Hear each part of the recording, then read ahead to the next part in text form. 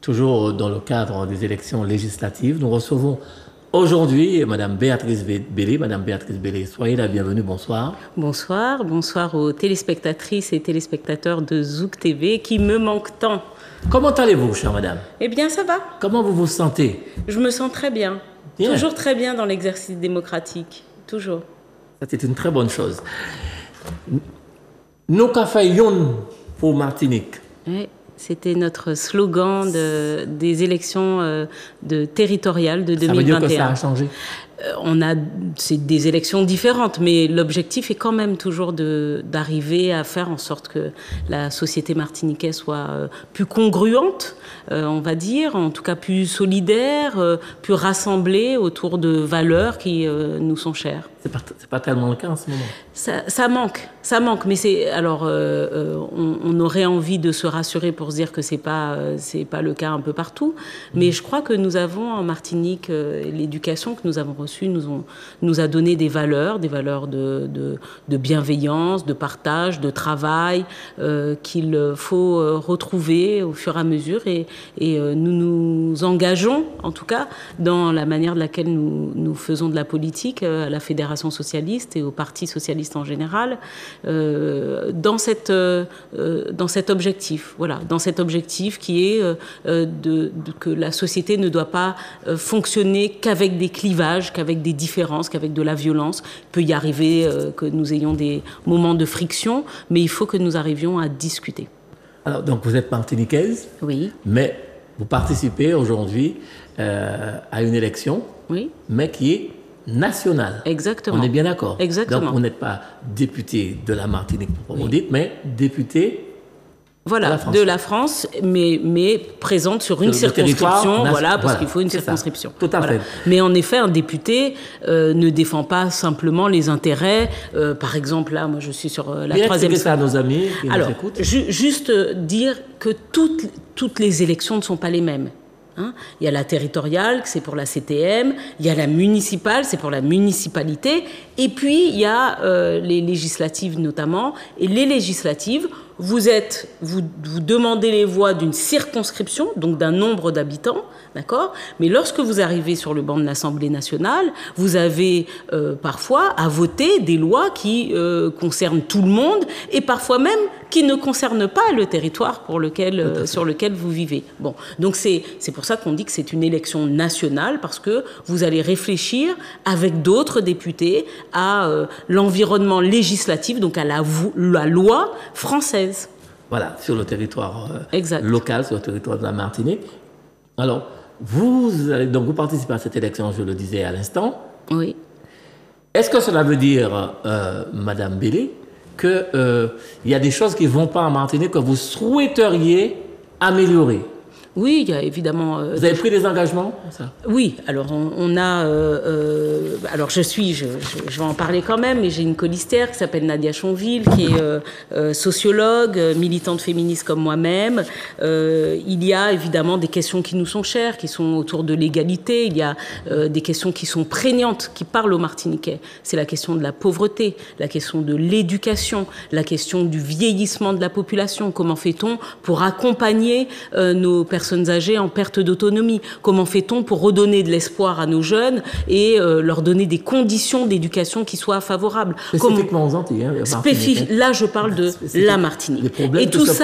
Et tout ça répond quand même, et ça, il faut le dire, faut toujours dire, les élections, si vous ne vous occupez pas des législatives et de la loi s'occupe toujours de vous.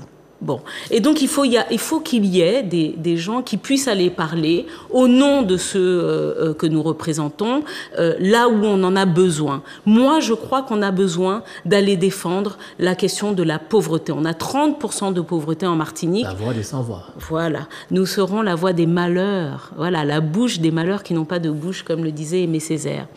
Je crois que nous avons besoin aujourd'hui de répondre aussi à cette question de la pauvreté, parce que nous nous avons beaucoup de personnes qui vivent dans la précarité, en silence et en dignité. C'est pas nouveau ce problème en Martinique. Non, mais il y a des réglementations. Alors dans notre programme, par exemple, il y a la revalorisation du SMIC.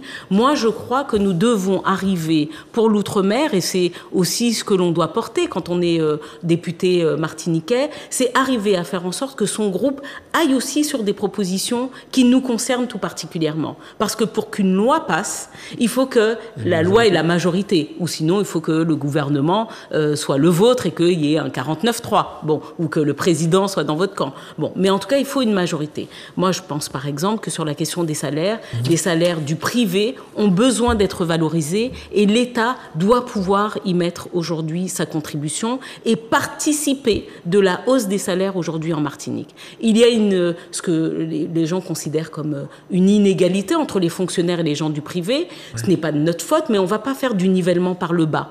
C'est possible de faire ça dans le privé ? Oui, il est possible de faire ça. Il est possible de légiférer pour faire en sorte que, bien sûr, que l'État participe par un revenu différentiel au salaire. Alors pour ce qu'on appelle les déciles les plus bas, c'est ça, oui. Mais on a bien compris quand même que être pauvre avec 1120 € en France, c'est pas hexagonal, c'est pas la même chose que être pauvre avec 1120 € en Martinique. Quand on sait que quand tout coûte plus cher. Et nous avons une question aussi... Là, vous parlez du pouvoir d'achat. Tout à fait. Je parle du pouvoir d'achat, je parle de ce qui concerne les Martiniquais tous les jours. C'est ça. Voilà. Sur ça, et vous leur promettez que vous battrez pour ça ? Je me battrai pour ça. Je me battrai aussi pour le blocage des prix. Parce que nous avons remarqué, et tout le monde l'a remarqué, ça ne concerne pas simplement la Martinique, ça concerne le niveau national. Depuis 3 ans, la grande distribution n'a eu de cesse d'augmenter ses profits. Nous pas qu'à dire le chiffre d'affaires. Mais certains d'entre eux, et c'est illégal, madame. Bon, nous pas qu'à dire le chiffre d'affaires. On va se battre. Question, hein. Oui, on va se battre sur ça. Bien sûr qu'il y a des ententes. Bien sûr qu'il y a des ententes. Bon, il y a des ententes et aujourd'hui, je crois qu'il ne faut pas avoir peur. Moi, j'ai pas peur. Je vous le dis, je n'ai pas besoin de la politique pour vivre. J'ai un métier et j'ai un métier que j'aime beaucoup parce que je le fais dans le service public. Donc je ne suis pas là à attendre. Le transport, hein. Oui, j'étais dans le transport. J'ai monté jadis un réseau de transport qui s'appelle Sud Libre et donc j'aime beaucoup mettre en œuvre le service public. Je crois qu'il ne faut pas avoir peur aujourd'hui de regarder le monde économique et de dire nous avons vocation dans le public, les élus et les politiques à participer d'un environnement qui va favoriser l'économie. Par contre, vous avez quand même maintenant un devoir aussi de respecter les gens et de les mettre en condition de dignité. Aujourd'hui, nous avons un système de liberté des prix chez nous qui devient indécent. Les gens ne peuvent plus vivre dignement avec les prix qui sont pratiqués. Donc nous devons pouvoir avoir des instruments qui vont permettre de bloquer les prix, très clairement. Alors les gens vont dire « Ah, vous savez, c'est très communiste », mais quand il s'agit de remarquer que les grandes entreprises font des hyper profits et que personne ne les taxe, personne ne trouve ça anormal. Moi, je trouve ça anormal. Parce qu'on peut très bien dire, eh bien, vous vous battez contre les personnes qui donnent du travail. Peut-être qu'ils vont partir ailleurs. Et ils vont partir où ? Mais nous sommes gras et épais pour ces gens-là, quoi qu'il en soit. Côté, ok, aller. Nous-mêmes, nous ne pouvons pas aller pièce côté. C'est ça la question. Donc ils ne vont aller nulle part. S'ils devaient aller quelque part d'autre, ils seraient déjà partis. Bon. Il y a d'autres sujets parce que c'est vrai qu'on a très peu de temps. Il y a très peu de temps. Alors vous savez, je sais pas, ça s'appelle le nouveau Front populaire. Le nouveau Front populaire. Oui. Vous en êtes où ? Vous placez où ? Vous situez où ? Parce que qui ? Moi je suis. Alors je vais juste poser une question et je vais peut-être vous demander d'y répondre. C'est pas le jeu, mais c'est comme ça. Je suis de quel parti ? PS. D'accord. Donc le Parti socialiste est donc un parti signataire du Front populaire. Donc la question ne se pose pas. Voilà. La question ne se pose pas. Je suis membre de la direction, par ailleurs, du Parti socialiste. La Fédération socialiste de Martinique est partie intégrante du Parti socialiste. Avec LFI. Donc exactement, avec LFI, avec les Verts, avec... qui est taxé d'extrémisme. Qui est taxé d'extrémisme, mais le Conseil d'État a déjà statué sur ça. Les seuls qui soient classés dans les extrêmes, c'est l'extrême droite. Point. On arrête là, je ne vais pas faire tout un sujet sur la LFI. Et sur, malheureusement, ce qui est raconté, je crois que ça ne fait pas bien à la démocratie, mais il faudra laisser le soin à leurs représentants de s'en défendre. Mais la Fédération socialiste, on m'a trop reproché d'être dans un parti national pour aujourd'hui me demander, mais au fait, vous êtes où ? Je suis socialiste, et c'est les socialistes qui ont monté avec la LFI, avec les écologistes, avec les communistes, le nouveau Front populaire. Donc naturellement, ici en Martinique, je suis par ailleurs la seule candidate qui fasse partie des organisations politiques signataires du nouveau Front populaire. Il y a tellement de choses à dire. Mais tant mieux. Mais je dis sur cette question, parce que les Martiniquais se posent la question. Il est très bon, si d'autres se revendiquent du nouveau Front populaire, c'est un engagement et un contrat de mandature. Et s'ils s'y engagent, en 1936, lorsque le Front populaire s'est monté, il n'y avait pas de candidature unique. Cette année non plus, il n'y en a pas. Mais en tout cas, il faut que nous arrivions à défendre des valeurs et à prendre des engagements communs. Voilà, donc on voulait aussi parler un petit peu international, votre vision de la guerre en Ukraine, mais bon, c'est vrai que le temps nous manque, alors peut-être en deux petits mots, rapidement.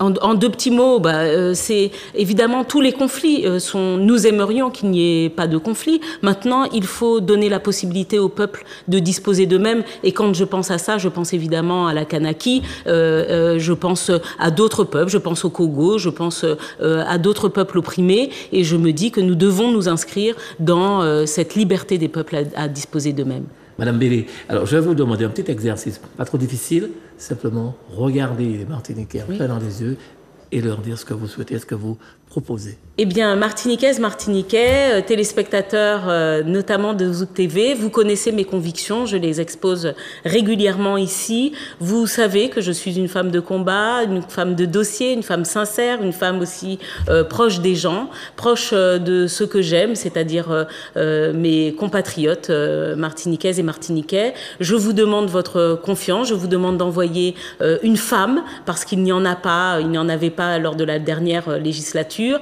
une femme martiniquaise à l'Assemblée nationale. Vous pouvez compter sur moi, je resterai disponible, proche de vous, proche de nos préoccupations. Et les pitis, c'est ça mankaoué, les gros mordants, kaïsa défendent koyo, mais je serai, oui, la bouche des malheurs qui n'ont point de bouche. Merci de votre confiance. Et donc, le 29, c'est ce bulletin qu'il faudra mettre dans l'urne. Béatrice Bélé, Nadia Chonville, pour l'élection aux législatives sur la 3e circonscription de Fort-de-France. Merci à vous.